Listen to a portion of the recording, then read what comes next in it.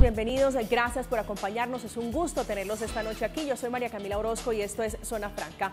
La violencia vicaria, un término raro del que poco hablamos, tal vez solo es raro por su nombre, pero no por su cotidianidad. Es muy frecuente en los hogares colombianos y realmente en los hogares del mundo. Es un término que surgió y se acuñó hace apenas unos años y se trata, en palabras simples, de una forma de violencia de género o la llamada por algunas personas violencia patriarcal, cuando el progenitor ataca a un hijo o a una hija con el objetivo de causar dolor, aunque también puede ser de cualquier persona, con la intención de ocasionarle dolor a quien así lo estime. Vamos a hablar hoy a propósito de este tema del asesinato del menor de edad, Gabriel Esteban, de solo 5 años, que fue asesinado en el país a manos de su padre para infligirle dolor, para vengarse de su madre, que había comenzado una relación hace apenas 5 meses después de su separación. De la violencia vicaria, de la violencia contra la mujer, contra los hombres también, que son víctimas de violencia doméstica, y la violencia especialmente contra los niños,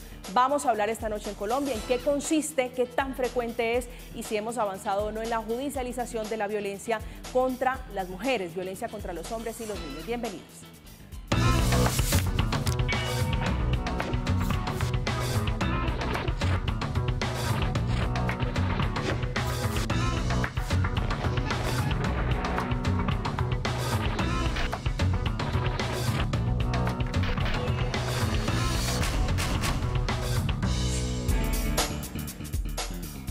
De esta conversación, por supuesto, que es el asesinato del menor de edad Gabriel Esteban. Nos hizo abrir los ojos y poner nuevamente sobre la mesa la violencia contra la mujer, la violencia contra los niños, que no es ajena tampoco a los hombres. A propósito del caso, se ha conocido que la Fiscalía General va a intentar probar su responsabilidad del padre de este salvaje que habría sido el asesino de Gabriel. Entre otras pruebas, tienen la necropsia, tienen los videos que grabó y mucho de las pruebas que se le encontraron al momento en que fue capturado cuando intentó sobornar a varios policías. Esta noche están con nosotros para hablar de este tema Isabel Cristina Jaramillo. Ella es profesora titular de la Universidad de los Andes, doctora de la Escuela de Derecho de Harvard y coordinador de la Red Latinoamericana de Academias del Derecho, Red Alas. Bienvenida, doctora Jaramillo, muy buenas noches. Muchas gracias, Camila, un placer, qué rico estar aquí con ustedes. El gusto es nuestro. Fabio Umar es abogado penalista, exfiscal, un curtido abogado, más de 20 años de experiencia en estos temas. Doctor Umar, un gusto siempre tenerlo en esta mesa. Buenas noches. El gusto es mío, por supuesto, gracias por la invitación, a mis copanelistas, grandes y muy reconocidas mujeres, y por supuesto a los televidentes. Muchas gracias por la invitación. Gracias, señor. Una de esas mujeres reconocida en el mundo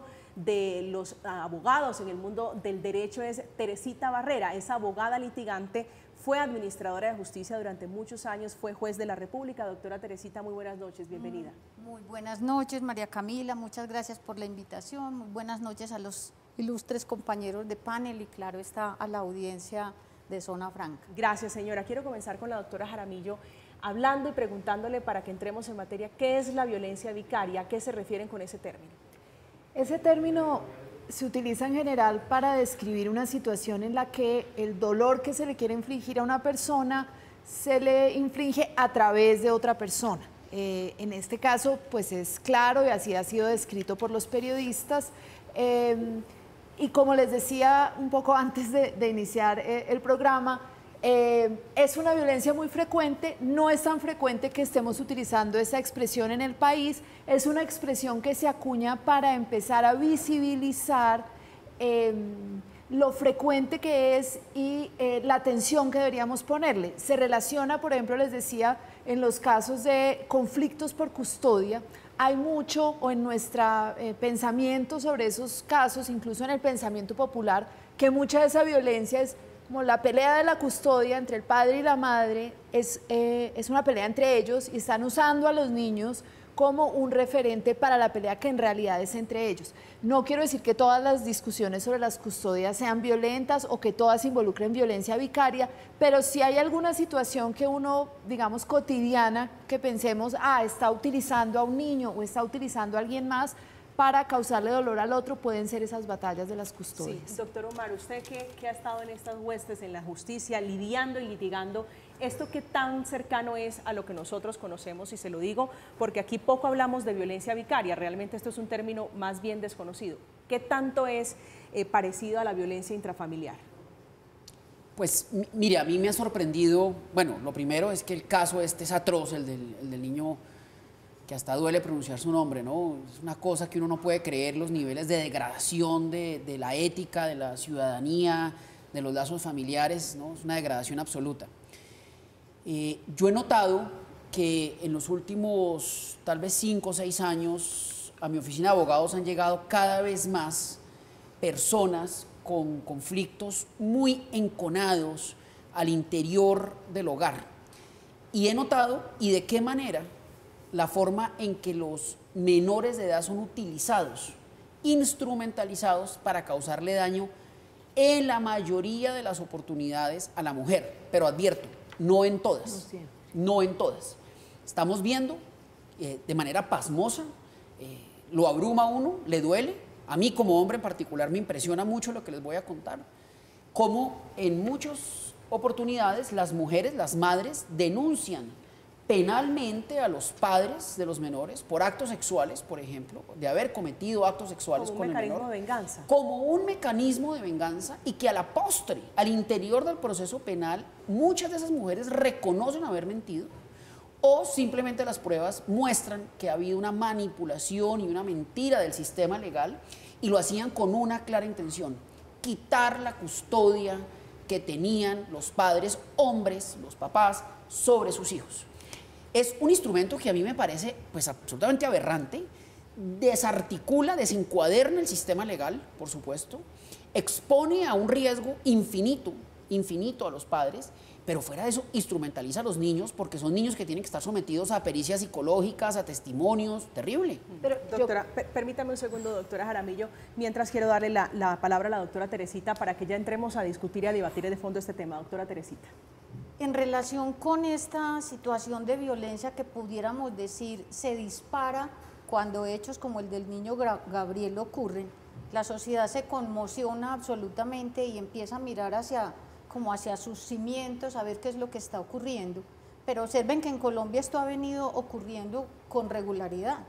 Cuando yo fui juez en Zipaquirá, a mí me tocó formularle o imponerle la sentencia a Pelayo cuando mató a su niñito, a Luis Santiago, justo el día que estaba cumpliendo 1 año, sencillamente por la razón de que el niño le estorbaba para su relación con la pareja que tenía, con la mamá de la niña. Sí. Entonces, en esas condiciones piensa uno hasta qué punto esa violencia que está exacerbada o que se dispara por un hecho en concreto no hace parte ya como de la idiosincrasia del pueblo colombiano, porque donde hay escenarios tan complicados, donde hay escenarios tan difíciles de manejar, siempre va a haber esa formación que se le está dando a los niños en medio de ese escenario de violencias. Y las violencias, recordemos que no solo son de orden físico, están las violencias del trato, está la violencia de los silencios prolongados que se pueden dar entre las parejas. La económica, por ejemplo. Está la violencia económica. O sea, y llega el niño, digamos, en sus primeros años y sale de la violencia de su casa a encontrarse con un escenario escolar totalmente violento, que es otro escenario de violencia. Y no sabemos los docentes de esos niños qué escenarios propios de violencia están llevando al aula de clase.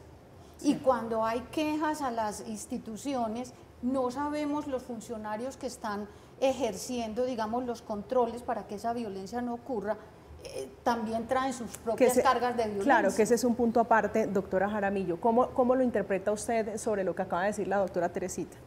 Yo creo que lo que señalaba la doctora Teresita es muy importante, sobre todo porque habría que recordar que estos casos aterradores no son los más frecuentes, son casos de reflexión profunda para la sociedad.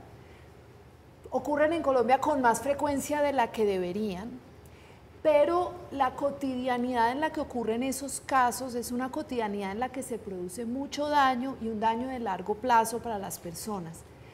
Entonces, parecería que hay un efecto en las noticias y es que momentáneamente entra en la agenda de todos la preocupación por el bienestar y la integridad de niños, niñas y adolescentes, pero es como si bajara la espuma muy rápidamente y volviéramos a una cotidianidad en la que muchas personas creen, por un lado, que es muy importante corregir a los niños, entonces no hay mucho más que hacer, ¿no? La violencia se justifica porque la gente aprende con violencia y esa es, digamos, una creencia social extendida. De hecho, incluso entre los jueces se han hecho encuestas y los jueces, algunos jueces todavía creen que alguna violencia se justifica en algunas ocasiones, incluso la violencia contra las mujeres. Pero fíjese que en el caso, doctora Jaramillo, del pequeño Gabriel, su mamá había denunciado. Claro, había denunciado, había importante. antecedentes y no la escucharon. Le mandaron a hacer terapias y sorpresivamente o más bien inexplicablemente este señor seguía teniendo la custodia compartida con la mamá del niño. Y a eso me iba a referir en relación con la anotación del doctor Umar, que yo creo que es muy importante hacer la observación. Cualquiera que abuse de la justicia, digamos, con casos ficticios, debería ser condenado y rechazado. Pero también es cierto que los conflictos sobre la custodia en Colombia son conflictos en los que las mujeres están muy desprotegidas, porque para suspenderle la patria potestad a un agresor, ni siquiera la pena privativa de la libertad es suficiente. En Colombia, en el Código Civil, la pena privativa de la libertad llevaría inmediatamente a una pérdida de la patria potestad, y eso no es lo que ocurre en Colombia. Es decir, ni siquiera en esos casos graves se protege. Hay una sentencia de la Corte Constitucional del 2018 del doctor Antonio Lizarazo, se me olvida exactamente el número, pero que es precisamente por un conflicto de custodia en la que las autoridades, juez de familia, comisario de familia, insistían en que la mujer debía seguir permitiendo visitas en las que había unas agresiones reiteradas a ella. Es decir, cuando el padre iba a recoger al menor, había un conflicto, había una oportunidad para la violencia. Y a pesar de muchas formas en las que ella lo había hecho ver, ninguno de los funcionarios lo respaldó, porque es como que fuera sacrosanto el derecho del padre a ver al hijo, pero no sacrosanta la obligación de pagarle los alimentos, la obligación de mantener un vínculo, la obligación de ser respetuoso con la madre. Digamos, todas esas otras obligaciones no son tan santas como el derecho que tiene para ver. Permítame replicarle ahí, doctora, y por supuesto, estando completamente de acuerdo en lo que le digo, es decir, no suscribo todas sus palabras. Hay, ante todo, una carencia significativa de justicia en Colombia cuando se trata de este tipo de asuntos. Yo he notado, y la doctora Teresita, que por favor intervenga cuando quiera, doctora, usted fue juez de la República, por favor. Yo he notado que cuando las personas se acercan a las autoridades, en general no reciben respuesta alguna. Esto lo hemos hablado aquí en María Camila, yo no sé, 500 veces, creo. Es decir, aquí en Colombia, esta señora fue a la justicia. Pero y no, en ese sentido, favor, yo diría lo siguiente, doctor Umar y doctora Jaramillo. ¿En qué condiciones están trabajando los funcionarios de las comisarías de familia, por ejemplo? Que son los que, y el Instituto Colombiano de Bienestar Familiar, que son los receptores primarios de todos esos conflictos que ocurren en los hogares, en las ciudades, en los municipios, en la zona rural. Yo tuve una compañera cuando estaba haciendo uno de los posgrados, que luego empezó a trabajar en una comisaría de familia, y cuando llevaba como 3 meses en esa labor me encontré con ella y estaba devastada. Había bajado yo no sé cuántos kilos y totalmente transformada. Y yo, ¿y qué te pasó? Es que estoy trabajando en una comisaría de familia. Y yo, ¿y cuál es la experiencia de trabajar en una comisaría de familia? Y me dice, horrorosa. Allá cada segundo aparece un conflicto y el que aparece cada vez es peor que el que uno está terminando de organizar. Pero es que eso muestra que no hay una administración de justicia. Preciso, pero hay política pública en relación con eso, yo creo que hace falta. Pero una política pública que involucre a todos los actores que en un momento determinado hacen parte de la manifestación de esas violencias, que es que citan al psicólogo y citan a los padres para que concurran y el psicólogo les da una charla de 10 minutos para que salgan de allá transformados y eso no es así. Los seres humanos somos un saco de conflictos interiores y no basta con ese tipo de actitudes. Adicionalmente, es muy ligero, pienso yo, el diagnóstico que se hace desde la psicología. No sé si comisarías manejan también psiquiatras, supongo que sí. No.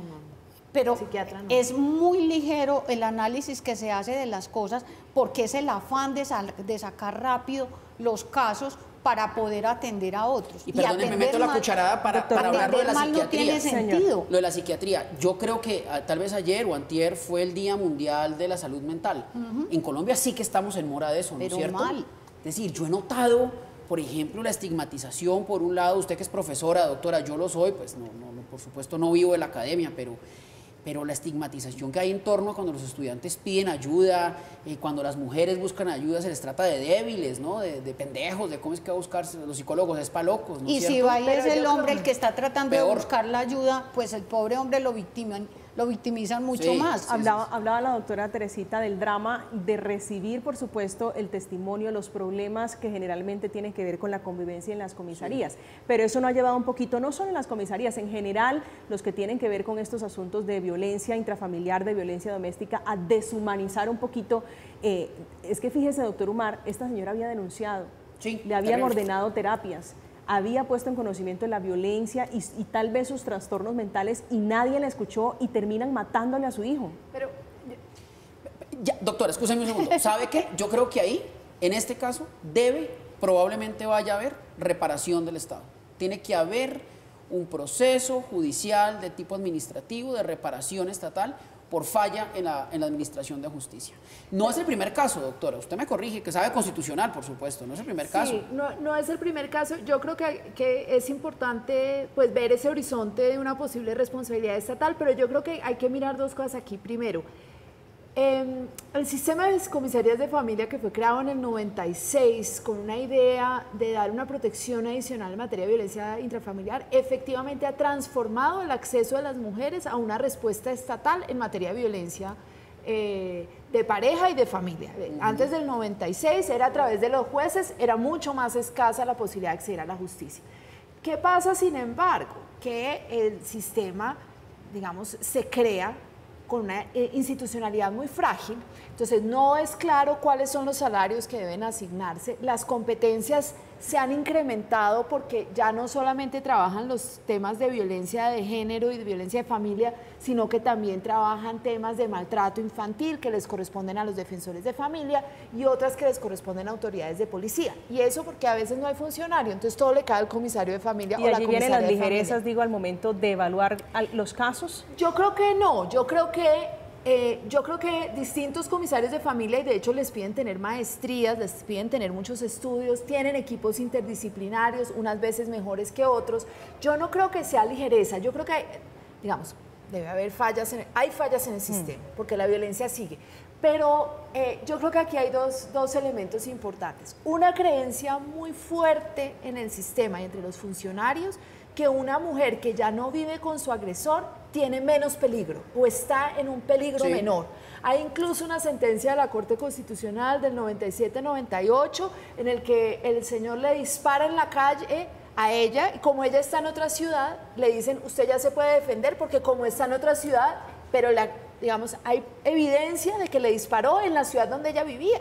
Es decir, él fue hasta allá a buscarla y de hecho la evidencia sobre violencia de pareja es que cuando la mujer sale del control de su agresor, el riesgo para su vida se incrementa significativamente. Es decir, ahí ella se vuelve una víctima en mucho peligro. Y en este caso el niño, pero eso no lo tenemos en el panorama. Claro. Y eso tiene mucha Quisiera razón. meter aquí con el respeto, por supuesto, pero a mí personalmente la ley de feminicidio, que creo que se ha diseñado para ese tipo de casos que usted plantea, a mí me genera unas inquietudes, porque el feminicidio sigue. ¿Y de qué manera? Es decir, las cifras de mujeres asesinadas en el contexto del feminicidio. Si le estoy leyendo bien, la respuesta no es más cárcel. No, yo creo que la ley de feminicidio no ha servido. No. Primero es discriminatoria, antipáticamente discriminatoria con los hombres. No, porque es que matar a una mujer por ser mujer es tan terrible como matar a un hombre por ser un hombre. Y la mujer está protegida, los ancianos están protegidos y los niños están protegidos. Los hombres no. Pero todo el sistema está diseñado para prevenir la violencia contra los hombres. Es que Pero ese todo el sistema. Pero perdóneme, pero doctora, no puedo dejar esa afirmación ahí porque los... Yo también. Porque los hombres, ya voy. perdóneme, en un contexto de violencia intrafamiliar, que es un delito terrible, está agravado por ser mujer, por ser menor o por ser anciano, no por ser hombre. Usted mencionó hace unos 10% de instantes, los doctor casos Umar, de que violencia. usted ha recibido casos terribles en su oficina, en su despacho. Sí. ¿Qué tan frecuentes son los hombres que esto es un poquito vergonzoso, creería yo, para los hombres hablar de violencia doméstica. Les da pena porque se compromete su hombría, su honorabilidad, su hecho de ser hombre. ¿Qué tan frecuentes son los hombres denunciando o consultando por este tipo de violencias? A ver, del incremento evidente que hemos tenido en la oficina en los últimos años de este tipo de conflictos, tanto así que tenemos pues una práctica ya dedicada a estos temas, yo no recuerdo haber recibido el primer caso de violencia contra los hombres. Recuerdo sí, al interior del proceso penal que se adelanta por violencia intrafamiliar, encontrar que hay un conflicto bidireccional entre hombre y mujer, sistemático, y es la mujer la que acude a las autoridades. Y por alguna razón, vergüenza, mayor capacidad de aguante, pena, pereza, desidia, yo no lo sé, los hombres no denuncian. Pero nos ha pasado con muchísima frecuencia que al interior del proceso penal, cuando se está juzgando al hombre por haber ejercido violencia contra la mujer, el juez o la juez del caso compulsa copias para que se investigue a la mujer por también haber ejercido ese tipo de violencia. Sí, pero doctora, es que doctora Teresita, señora. Las violencias terminan siendo recíprocas en un contexto familiar, obligatoriamente.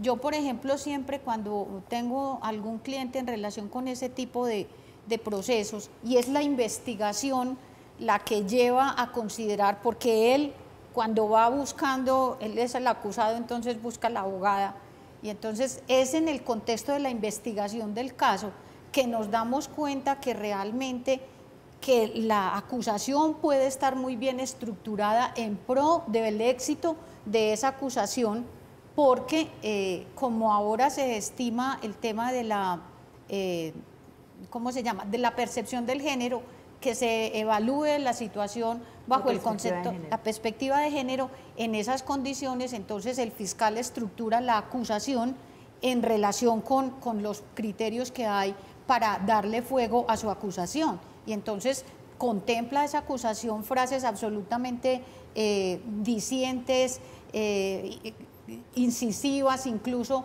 en lo que está expresando, para de alguna forma pues mentalizar al juez que va a resolver el caso en favor de la mujer, cuando realmente muchas veces las respuestas que dio el varón en ese escenario de violencia ocurren precisamente por las actitudes de la esposa o la compañera. Por ejemplo, yo creo que es peligrosísimo, doctora Teresita, generalizar. Hay un caso, no se puede generalizar.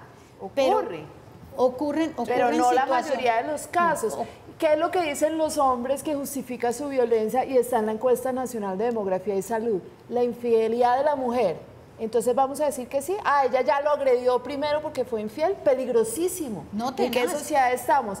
La falta de relaciones sexuales, la vamos a justificar. Entonces el hombre le puede pegar, la puede agredir porque tiene la justificación o porque no hace bien el oficio doméstico. No, es que entonces háganme el favor que los hombres, digamos, que están llevando los casos, pero esto es lo que tenemos en la encuesta, esto es lo que ellos declaran, que se sienten muy agredidos porque ella consiguió una segunda pareja, que es lo que pasa en el caso de Gabriel. Y entonces ella consigue una nueva pareja. Entonces, yo creo que es muy importante no pensar. Las mujeres estamos reclamando cuando reclamamos ciudadanía, y la ciudadanía viene con responsabilidades. Entonces, observar que las mujeres somos capaces de violencia, yo creo que es muy importante. Pero lo otro es observar en una sociedad tan desigual, con estos niveles de desempleo, con estos niveles de ingresos tan bajos de las mujeres, pues los insultos de ellas valen poquito. Cuando el que puede quitarle el carro, quitarle la casa, quitarle los documentos, quitarle los niños, es él. Pero, a ver, yo doctora, difiero también un poco. Vamos a ver si diferimos en lo mismo. Pero, a ver... pero es que a ustedes además les pagan los litigantes con dinero, que deben ser muchas veces hombres. No, me pagan clientes, doctor, y por supuesto que me pagan con dinero, como la universidad le paga a usted con dinero. Claro, pero ¿quién tiene más recursos en las parejas habitualmente para contratar un abogado de alta calidad? Pero eso ya no es tan así, digo, las mujeres también ganamos, hemos ido cerrando las brechas económicas. A mí la afirmación de que las mujeres no están en igualdad. Los datos. No. Hay mujeres que tienen recursos económicos, sí hay mujeres que tienen, pero dentro de las parejas, en las parejas habitualmente el que gana más salario es el hombre significativamente. suficiente. Pero y a la ver, mujer doctora, no controla también los suficientes hombres, recursos ni siquiera para un abogado. pero Doctor también Omar. los hombres son los que constituyen el 90% de la población carcelaria. De 100 sí. homicidios, 94, 95 el condenado es el hombre. El servicio Pero militar también es el que lo obligatorio, ocurre, el que el lo servicio real- militar el- obligatorio es para los hombres. Quienes Eso- mueren en las guerras generalmente son hombres. Entonces decir que la mujer está en una... ¿Quién los agrede? Hoy ¿Quién causa evidente- todas esas? ¿Cuáles son los delitos por los que los hombres están en la cárcel? Los del Código Penal. Los delitos contra los hombres. Revise cuáles son el top 3. Porte Pero ilegal que- de armas, concierto para delinquir, hurto. No, ahí le faltan otros. Concierto para delinquir Tres que lo primeros. comete. Por estadística, no son esos. Porte ilegal. Pero digamos, yo lo que quiero significar aquí, y por supuesto respetando su punto de vista, es que ese tipo de leyes de discriminación positiva como el feminicidio no han servido. Es decir, a las personas prueba que de hoy eso es que hay están- feminicidios. Sí, pero a las personas que hoy Bueno, están entonces pidiendo, la nos norma sobre pasó el con la homicidio pequeña tampoco sirve. Juliana Zamboní, que fue un caso terrible. Terrible. Nos pasó también con el caso del niño, lo recuerdo perfectamente, que menciona la doctora Teresita hace ya unos años. Su papá también, vengándose Sí. en un momento de soledad con su hijo, decide estrangularlo, decide asesinar a su hijo. Hoy estamos hablando de más cárcel para este bárbaro. La respuesta no es más No, cárcel, la respuesta no es, se lo pregunto, objetivamente digo, con fundamento en lo que he leído. Cadena perpetua, No. la silla eléctrica, que aquí no existe, No, para no, no, quienes no. están pidiendo eso, aquí no existe eso todavía. Ni puede existir porque puede puede existir. existir porque Colombia tiene pues primero la Constitución, tiene ahí unos artículos que lo prohibirían, tocaría reformar la Constitución, pero aún si se lograse, ahí estaría la Corte Constitucional como garante, y aún si la Corte Constitucional por alguna razón permitiera la pena de muerte, ojalá no, pues tenemos La unos Corte tratados Interamericana. internacionales que impiden ese tipo de normas. Ahora, pues este es un llamado que uno como litigante hace, como penalista, como profesor, todos los días. Los conflictos sociales no se resuelven con derecho penal. Este señor va a estar preso, yo no sé, 50, 40 años probablemente, doctor. ¿Usted qué 60 se- la pena máxima, 60 60 años Exacto. es la pena Pero ¿De máxima. esos pagará qué? ¿45? Menos. ¿40? ¿Eso para efectos prácticos? Garavitos no, ¿cómo? ¿Eso Sí, para ¿cuánto efectos pagaría? prácticos? Sí. Es cadena ¿Cuánto perpetua. pagaría, doctora Pues, Teresita? ¿Cómo sería la tasación allí de recuerden la que pena? cuando se trata de víctimas menores de edad, pues esos beneficios Agrado. son reducidos al extremo. Entonces es muy difícil que la pena impuesta vaya a ser menor por virtud de esa situación, excepto que en el camino de sus 60 años de condena Descuente. encuentre una legislación que le sea más favorable y eventualmente le permita salir Pero, a por tiempo. ejemplo, Pero por por ejemplo eso admitir termina cargos, siendo Rafael una Noguera cadena tiene como 30 y perpetua, algo. porque un hombre de Más, 53 52. años más o menos, por ejemplo, que tenía Pelayo cuando fue condenado a los 60 años, el tribunal finalmente le rebajó como 2 años a la sentencia de 60, o sea, tenía más o menos 53 años cuando la condena se le impuso, cuando termina de pena de muerte. salir. Eso es una, una cadena pena perpetua. perpetua ahí. Eso Pedir es- perdón, aceptar los cargos, si es No, que no. lo llegara a hacer yo- en la audiencia, no le va a servir de no nada. le va a servir de nada. Incluso ese tema de pedir perdón, yo me he preguntado mucho funciona en el tema de la justicia restaurativa y en los acuerdos que se hacen con la persona que supuestamente ha infringido la norma. Yo eso lo considero, y perdón por los que legislaron así, una hipocresía tan grande. Porque es que viene un crimen bien atroz, un homicidio, por ejemplo, y entonces yo le pido perdón a la sociedad por lo que hice. ¿Quién se siente restaurado con un perdón de esa naturaleza cuando se sabe que es de alguna manera coaccionado por el sistema que tiene impuesta la fórmula de que el acusado condenado pida perdón, y eso de alguna manera, si no se trata de delitos contra menores de edad, pues va a permitir que su preacuerdo sea aceptado socialmente? Eso termina siendo, en mi criterio, pues como una letra muerta. El acusado lo dice, el condenado, futuro condenado, lo expresa: le pido perdón a los familiares porque le maté a su papá, le pido perdón al Estado porque me robé tantos miles No es de sincero, millones. lo que usted dice es que no es Eso sincero. no, o Que sea, no es eso no espontáneo puede porque ser viene atado a una compensación, digamos, en términos de rebaja de pena o también en beneficios carcelarios, doctora Jaramillo. No, yo iba a señalar respecto a esta afirmación de Teresita. Yo creo que hay que mirar el tema de la cárcel como de varias maneras, porque por una parte nos dice ella, es muy difícil creerle a alguien que ha cometido un crimen atroz y dar otra alternativa. Por otro lado nos dice Fabio, pero en realidad tener más cárcel no sirve para nada. Entonces, yo creo que la audiencia se podría quedar un poco sorprendida, como entonces no hay salida, porque la cárcel no es salida, pero la no cárcel tampoco es salida. Yo creo que ahí hay que mirar unos matices, y es, pues el homicidio existe desde tiempo inmemorial y sigue habiendo homicidios. Entonces, crear un tipo penal no es una solución mágica para reducirlo. De hecho, uno crea el tipo penal porque el comportamiento es muy negativo y es muy amplio y extendido. Porque existe. Porque existe. Claro. Ahora, lo que pasa con el feminicidio, y yo fui a la posición del doctor Umar mucho tiempo y después empecé a entender otras cosas. ¿Qué la hizo por cambiar ejemplo, de opinión? sirve porque, por ejemplo, esta forma de entender el homicidio nos sirve, primero, recaudar datos específicos sobre los casos en los que las mujeres mueren de esta manera, que eso después lo vamos a conectar con cómo entender todo el aparato de violencia, el conflicto social de la violencia para intervenir. Antes de este tipo penal era muy difícil conectar datos, no se sabía, no se registraba en realidad por qué morían las mujeres. Pero segundo y más importante, los jueces y muchos funcionarios tendían no a agravar, sino a atenuar los delitos que se cometían contra las mujeres porque estaban en el conflicto familiar, y lo que se decía era ira e intenso dolor, y la ira y el intenso dolor como sentimientos son reconocidos en el derecho penal para rebajar la pena, no para aumentarla. Entonces aquí lo que se quería decir es, ojo, ojo, porque la ira en muchos casos le quita control, pero perdón, la ira también le aplica a la mujer si mata al hombre porque llega a su casa y encuentra al hombre con otra mujer. O sea, le aplica a todos los seres humanos. ¿Cuántas mujeres matan hombres en esas circunstancias? No tengo Y ni yo, idea, yo para irme a comerciales quiero preguntarle, doctora Jaramillo, para irme a comerciales, ¿la violencia es exclusiva hacia las mujeres o también usted reconoce que hay hombres víctimas de violencia intrafamiliar? Lo que pasa es que es en el ponderado que tenemos de las dictámenes de medicina legal, de las acusaciones frente a la policía, incluso en las estadísticas es 90-10. Ese 10 existe, ese 10 es importante, pero es 90-10. 90% de las víctimas mujeres, 10% de las víctimas hombres, más o menos. Cuando se les pregunta a los hombres, su percepción es que es mucho más alta la violencia que ellos perciben, porque hay mucha violencia que es recíproca. Eso también es cierto. Es un 10% en los hombres, dice la doctora Jaramillo, un 90% en las mujeres, pero indiscutiblemente hay violencia de parte y parte. La sufren las mujeres, la sufren los hombres. Y a propósito de este tema, Naciones Unidas da datos. Casi 1 de cada 3 mujeres ha sufrido abusos a lo largo de su vida. En tiempos de la pandemia aumentaron las cifras por el confinamiento. En Colombia no fuimos la excepción. Aquí se dispararon los casos de violencia intrafamiliar. Estamos en Zona Franca, vamos a hacer una pausa, ya regresamos.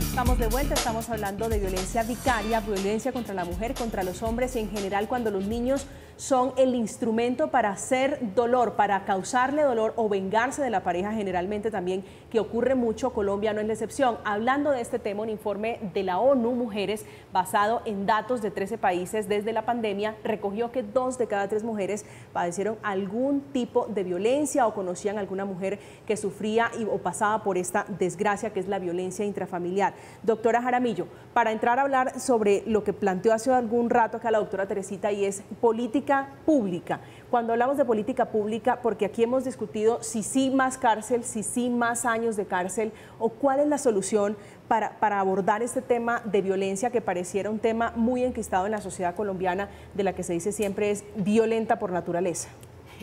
Bueno, violenta por naturaleza, pero sí tenemos altas tasas de violencia. Ahora, sorprendentemente en violencia de pareja, las mujeres colombianas afirman haber sido víctimas en menos ocasiones que las chilenas o las argentinas, para que también tengamos esto como en perspectiva. Y claro, más que las francesas, pero menos que las argentinas o que las chilenas. Eso de todas maneras hay que tenerlo en mente, y bastante menos. Pero para volver sobre el tema de la política pública, mire, ¿qué sabemos sobre la violencia? Hay suficientes estudios, ojalá hubiera más, en el contexto colombiano en particular. Pero por una parte, ¿qué sabemos? Que hay 2 elementos muy importantes, los ciclos de violencia de padres a hijos, y entonces ese es un elemento, digamos, definitorio, es una de las causas de la violencia, y lo otro que sabemos, y en muchos casos de la violencia contra las mujeres, creencias culturales sobre cómo, sobre todo, controlar a las mujeres o sobre cómo se deberían portar las mujeres en la pareja. domesticar. Sí, Entonces, domesticar. esas dos, como esas ideas sobre cómo tratar a las mujeres para que se porten bien, porque hay que acabarlas de criar, digamos, hay una idea fuerte de los hombres, como por el otro lado, como no sé cómo más hacerlo. No, a mí, como me enseñaron fue con rejo y yo me crié bien, no me salió nada mal, entonces hay que hacerlo. Yo creo que esos dos elementos. Ahora, entonces, ¿eso a qué nos apunta? Educación, pero una educación de una forma muy particular, porque no es diciéndole a la persona, no, es que no le pegue. ¿Cuántas veces nos han dicho no le pegue? Hemos oído muchas veces no le pegue. Bueno, hay una ley ahorita para castigar a quien se atreva a ponerle la mano encima, un chancletazo, siquiera el pellizco al hijo. La exaltación de la violencia como una expresión digamos, de hombría, ¿no? De valentía. Yo me acuerdo, y me llamó mucho la atención, las personas en los premios Oscar, ¿se acuerdan cuando Will Smith cachetea duro al presentador por burlarse de su mujer, que por supuesto estuvo mal? Aunque en Estados Unidos la burla física pues vale. Y a mí me sorprendió que mucha gente en las redes sociales y en las discusiones que uno tenía le parecía que era un comportamiento adecuado el haber golpeado al presentador por burlarse de su esposa, como un poco salgo a defender mi hombría con violencia.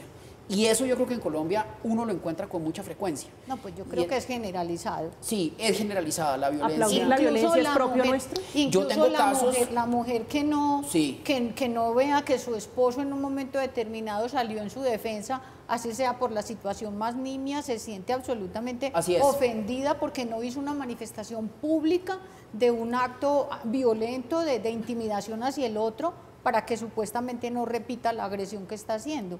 Y eso es responder con otro golpe. Yo recuerdo un caso, hace ya muchos años, trabajaba yo en la fiscalía, que tuve el cargo de fiscal allí, de un policía que capturó a una persona, un hombre, que le estaba pegando a la mujer en la calle. Y cuando le fueron a imputar cargos, la mujer intentó solicitarle al juez, excusarlo, que por favor lo dejara libre, que porque él, al ser hombre, tenía derecho a conductarla y a disciplinarla. Y pues a la mujer se le refirió a tratamiento psicológico y al hombre pues por supuesto se le imputaron cargos, pero fíjese cómo, y eso es hace pues 10 o 15 años, tal vez 15 años, y en Bogotá. Es que si no me pega fue que ya me dejó de querer. Sí, eso pasa. Pero para volver a la discusión sobre cómo se está administrando justicia, doctora Teresita, usted que fue juez, que conoce muy bien estos temas, ¿qué es lo que está pasando? ¿Qué es lo que no están viendo los jueces, los fiscales, las comisarías de familia frente a este tipo de violencia que muchas veces es silenciosa y que muchas veces termina convirtiéndose, sí, en muchos casos, como un mecanismo de venganza, como un mecanismo para utilizar también a los hijos a través del sistema judicial, el sistema en general de justicia para vengarse de la pareja? En una época ya eso es un concepto que está como pasando de moda. Se hablaba en los estrados judiciales de la alienación parental. Entonces ocurre que la mamá regularmente era la que manipulaba la mente de los niños para traerlos como testigos a su favor, que los niños dijeran lo que la mamá les decía, que su papá era el abusador, y entonces, claro, con el testimonio del niño, que viene ya, digamos, instruido en relación con eso de una manera muy sutil regularmente, por parte de su progenitora o de su cuidador o cuidadora, entonces venían y declaraban claramente, aquí está, mi papá me hizo esto, mi papá me hizo aquello, y terminaba con ese testimonio del menor que casi resultaba siendo incuestionable el individuo condenado. Hoy por hoy, afortunadamente, eso ha ido mejorando. Estoy hasta muy satisfecha por las últimas sentencias de la Corte Suprema de Justicia en relación con el tema de los delitos sexuales, porque ya como que han entendido esa prerrogativa de que siempre que se examina un caso, el caso no se puede cortar con la misma tijera a todo el mundo, porque cada situación es un escenario diferente, es un drama distinto, y cada uno de los actores trae su propia carga emocional, cultural, académica, de todo ese tipo de cosas. Hay buenos fallos, ¿no? Recientes.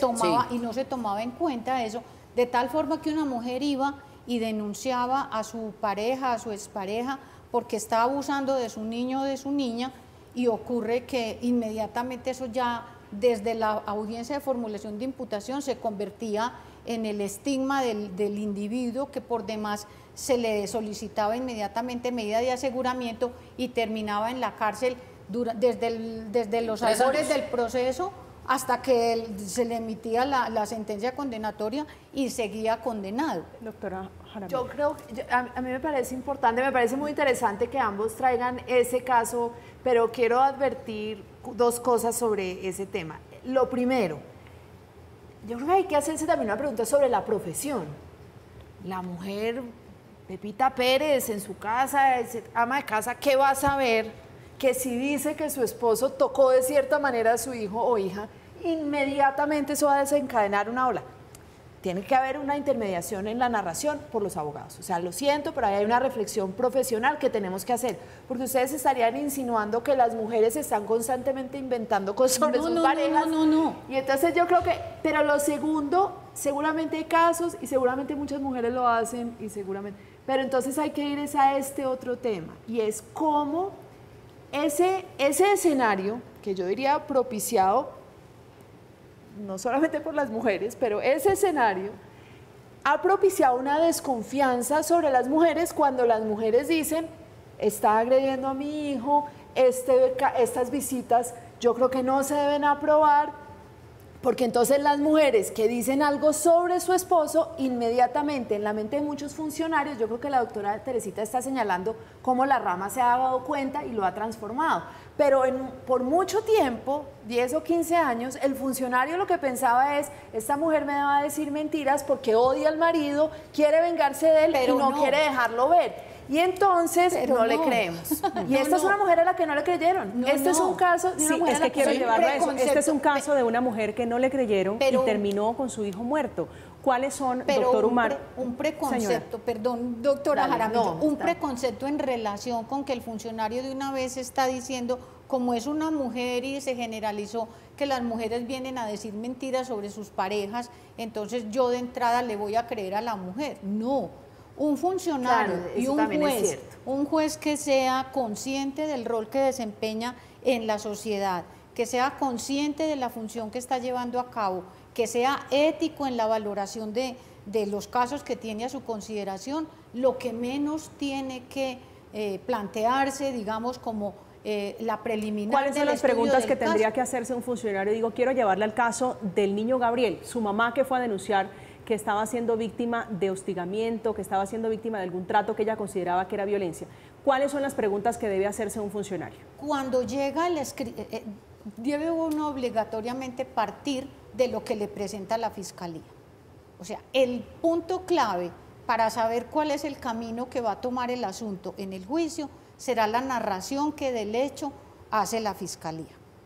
Yo infortunadamente, y le hago críticas mordaces a la Fiscalía y dejo por fuera una cantidad de funcionarios excelentes que conozco y que son muy bien calificados en el ejercicio de su cargo, pero es lamentable cómo cuando la Fiscalía modificó su esquema de su estructura, entonces hay unos fiscales que son los que llevan a cabo las imputaciones, y ese después lo cambian y ya es otro fiscal el que recibe el escrito de acusación, ni siquiera la imputación, sino el escrito de acusación, y con el escrito, con las fallas que venga, le toca afrontar el juicio para no modificar, digamos, en aspectos concretos esa acusación y tener vocación de éxito con una condena.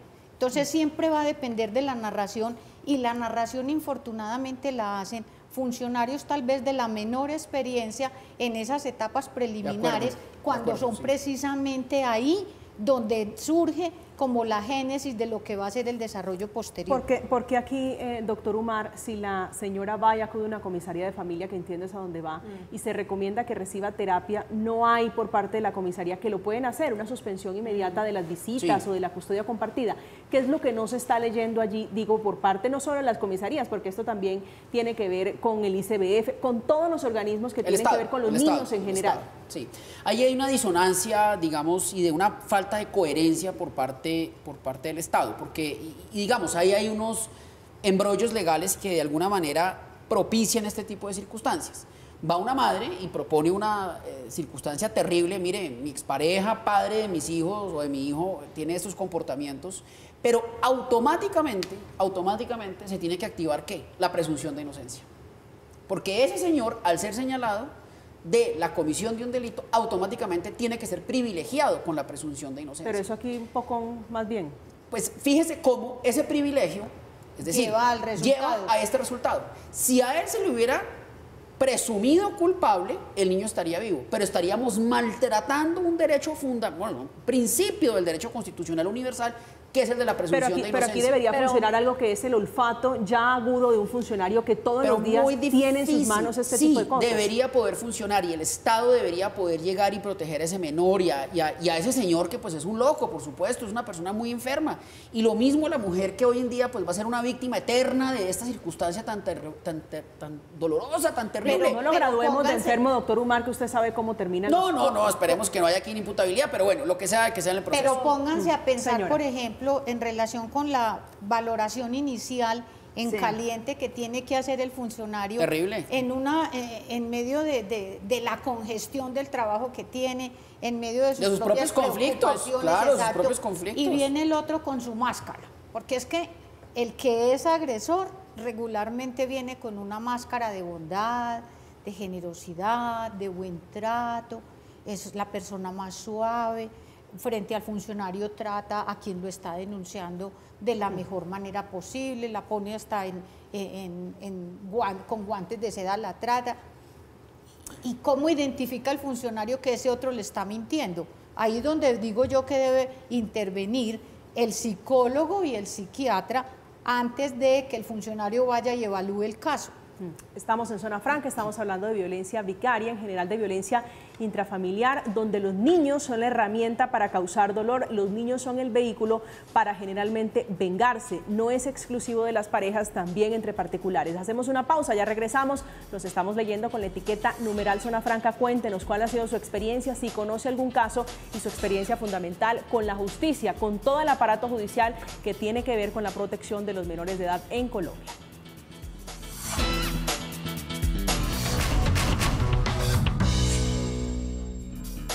Estamos de regreso, estamos en Zona Franca, ya terminando semana, estamos hablando de violencia intrafamiliar. Doctora Jaramillo, ya su conclusión final sobre este tema, sobre la violencia vicaria.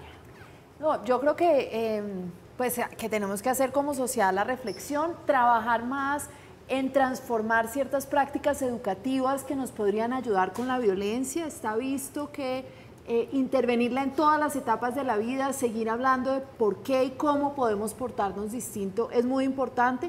También que nuestra institucionalidad sea mejor, puede ser el momento de repensar las comisarías de familia. Hay un momento de o le invertimos más dinero a esa figura o creamos, como en España, en Brasil y en otros lugares, jueces especializados en casos de violencia que tal vez respondan a inquietudes como las del doctor Umar de pues es que hay presunción de inocencia y el funcionario no debería, digamos, debilitar esa presunción antes de un debido proceso. Bueno, tal vez esa discusión es distinta si las medidas preventivas, en lugar de tomarlas los comisarios, que son funcionarios administrativos, los toman los jueces especializados. Doctor Umar. Pues digamos, este es un problema multifocal. Aquí intervienen todas las instituciones del Estado, por supuesto la educación, el cuidado de los padres. Yo creo que esto no va a tener una solución pronta. Yo me temo que Colombia va a entrar en una espiral de violencia con todos los problemas sociales que van a venir y eso se va a ver reflejado en las familias. Espero estar equivocado, pero creo que no. Espero que esté equivocado, doctor Umar. Doctora Teresita, su reflexión final. Finalmente yo diría que es como un llamado a la sociedad colombiana, a los que eventualmente nos están siguiendo en esta charla, que pensemos hacia el interior lo que tenemos para dar a los demás. Hay una frase que a mí me encanta y de pronto es muy romántica, pero creo que es cierta. Le dijo el poder al mundo, eres mío, y el mundo le cerró la puerta. Le dijo el amor al mundo, soy tuyo, y el mundo le dio casa libre. En la medida en que el ser humano se vuelque hacia su entorno de una manera generosa, de una manera tolerante, probablemente estos índices de violencia podrán empezar a trabajarse desde una perspectiva distinta y la manifestación que hace cada ser humano de esas violencias probablemente puedan llegar a ser controladas desde antes que produzcan resultados tan nefastos como los que estamos viendo. Teresita Barrera, ex juez, ex administradora de justicia, ahora en el litigio. Doctora Barrera, es un gusto tenerla esta noche aquí. Gracias por aceptar la invitación. Lo mismo, María Camila, estoy muy encantada del programa, de ustedes dos ilustres doctores y doctora Jaramillo. Entonces, bienvenida siempre esperemos. por aquí, doctor Umar. Muchas gracias, como siempre, por la invitación. Gracias, señor. Doctora Jaramillo, un gusto tenerla esta noche acá. Muchas gracias, María Camila, un placer conocerla. Que vuelva, que no sea la Claro que última sí. vez. Llegamos al final de Zona Franca. Esta noche con nosotros Isabel Cristina Jaramillo, Teresita Barrera y Fabio Umar hablando de violencia, hablando de los niños, de este terrible caso del pequeño Gabriel Esteban. Están en audiencias, está frente a la justicia este bárbaro que por vengarse de su esposa, de su excompañera sentimental, decide acabar con la vida de este niño. Terminamos. Que tengan una feliz resto de noche. Que descansen.